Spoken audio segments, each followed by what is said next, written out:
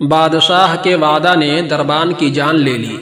ایران کا ایک بادشاہ سردیوں کی شام جب اپنے محل میں داخل ہو رہا تھا تو ایک بوڑھے دربان کو دیکھا جو محل کے صدر دروازے پر پرانی اور باریک وردی میں پہرا دے رہا تھا۔ بادشاہ نے اس کے قریب اپنی سواری کو رکوایا اور اس ضعیف دربان سے پوچھنے لگا، سردی نہیں لگ رہی ہے؟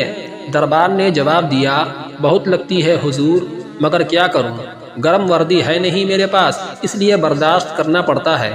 بادشاہ نے کہا، میں ابھی محل کے اندر جا کر اپنا ہی کوئی گرم جوڑا بھیجتا ہوں تمہیں۔ دربان نے خوش ہو کر بادشاہ کو فرشی سلام کہے اور بہت تشکر کا اظہار کیا، لیکن بادشاہ جیسے ہی گرم محل میں داخل ہوا دربان کے ساتھ کیا ہوا وعدہ بھول گیا۔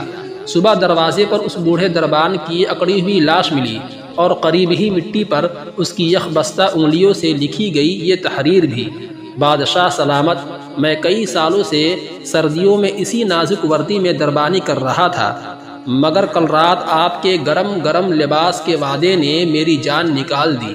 نوٹ: سہارے انسان کو کھوکھلا کر دیتے ہیں، اسی طرح امیدیں کمزور کر دیتی ہیں۔ اپنی طاقت کے بل بوتے پر جینا شروع کیجیے، سہاروں کی بیساکھیاں پھینک کر اپنی طاقت آزمائیے۔